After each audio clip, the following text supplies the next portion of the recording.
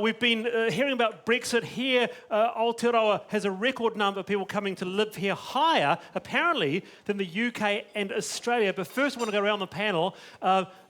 Shane, people in England are saying, quote, unquote, we want our country back.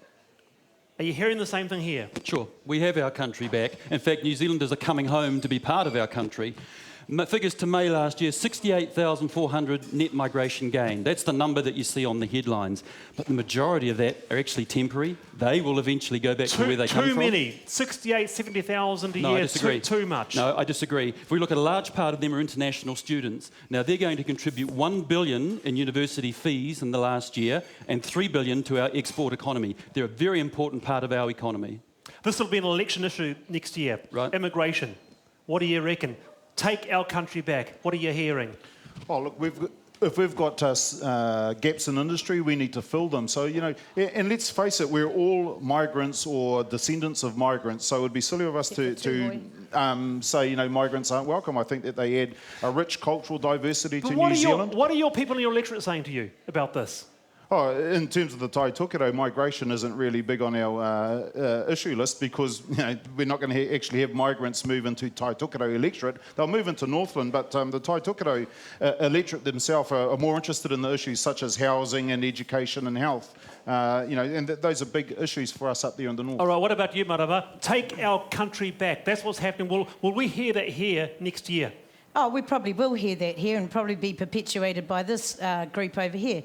But I've had young I'm glad Māori... you think that I'm more than just one person. That's right. So I've had young Māori literally come to me and say, Marama, we can do with the immigration, actually. We need more people in our rohe. When we have more people, we have more services, we have more jobs, we have greater schools. We need to grow our regional economy and we need numbers to do that. Yeah. If we have immigration to this country, what it can't do is go to Auckland because there's no houses. All right, so how would you get people to Masterton?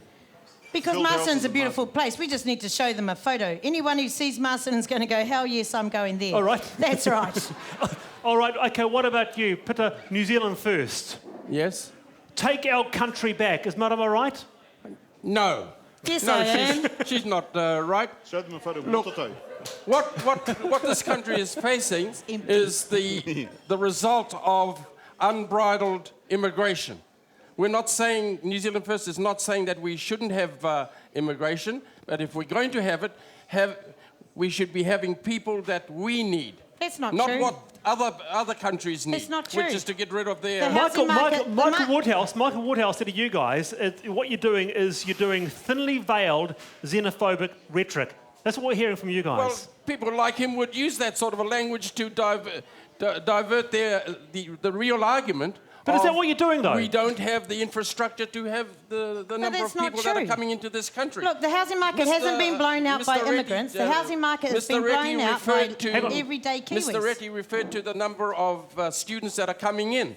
But what he didn't tell us is that the number of students who do come in under that particular kaupapa, but are using it to get into this country illegally. What do you reckon, Shane? Yes, no, I don't think that's credible. Thinly veiled xenophobic rhetoric, is that what New Zealand First is doing? Well, I wouldn't go that far, but I think the point they're making, if they're saying, look after New Zealanders first, we've removed 56 of the skills shortage job types from working visas. So we are saying, what skills do we now need? We've now got them in New Zealand, 56 job types have gone. We don't need kitchen hands coming in here as chefs.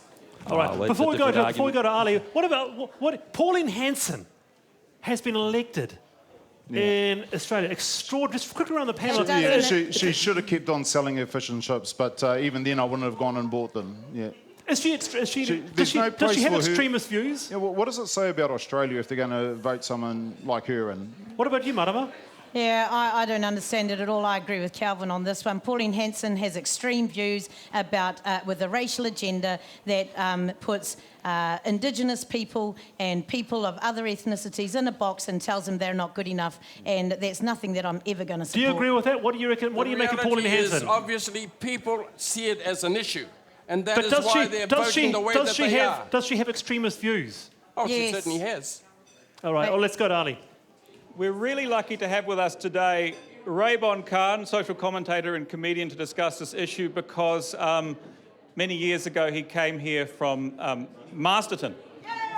Masterton, and he's really made a go of it in his new home. When you hear those names, Farage, Brexit, Pauline Hanson, what do you make of the world? Trump?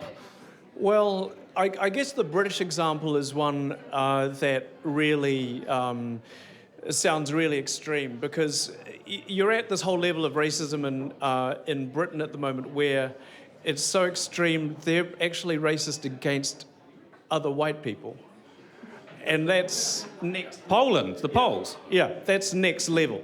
So it's a real concern, because I thought we'd reached a point in civilization where we'd agreed that racism was bad, right? And now it's almost like racism is just market research for your political party.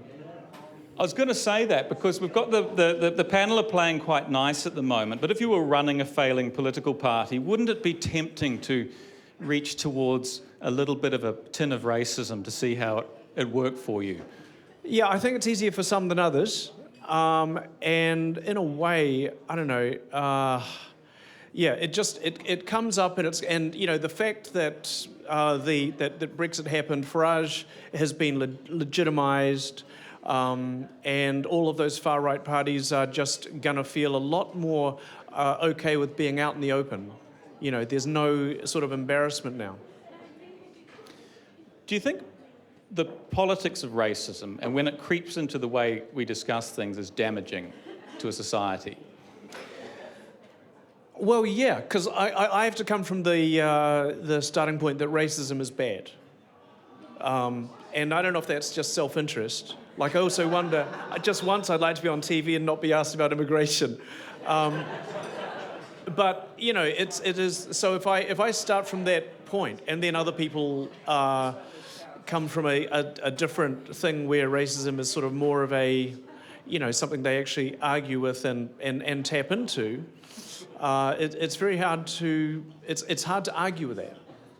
Because it can become part of the game of politics, isn't it? You know, it can become part of the game. It's very obvious. Yeah, and I guess the thing about racism is you're talking about something, you're judging people's character based on something that they can't really, you know, can't change. And yeah, you know, people are basically emotional. It's so easy to tap into things like fear and anger and all those things. You know, I mean, you just look at the sort of things that people were voting for on Brexit, and you know, they're not doing it based on the statistics or the facts. They're not running through that at all. We'll be back with you later, and I promise I won't ask you about immigration. Hey, round of applause for Raybon Khan. Good to have you. Good to have you on the show, Raybon. Thanks for coming on. Hey, just quickly around the panel, when it comes to Māori, tangata whenua, is immigration an issue for Māori, do you think, as a whole? What do you I think reckon, it's an Shane? issue for all New Zealanders. But for Māori? We're all concerned about it. Specifically for Māori? No, I don't think so. Kelvin? Well, if you look historically, immigration's always been the big issue for Māori. I mean, it started pre-treaty. Yeah. Marama? Ko ngā tangata haramai ana ki au, e ki nei marama tiaki a tātou. Rātou e haramai, ka riro I a rātou he whare, ka riro I a rātou he waka. Immigration is an issue for Māori, because Māori are at the bottom of the disparaging statistics, and when immigrants come into the country, refugees come into the country, they're given a house, they're given a setup, a job, a place to be, and there are people right now living in cars who also need that hand. The first part of that, she just said vote Labour. Is that what she said? Briefly, Peter? I really think that Maori are starting to realise that immigration does have an impact on them. But I find it a little bit ironic that, you know, we've had a discussion about racism, and you never talk about that when other people are here at the backbench. Yeah, they do. Just because we're all Maori, it seems that racism seems to be a topical item to talk about. Oh, terrible, terrible. All right, okay. Nice point, Peter. We'll rectify that in future backbencher shows.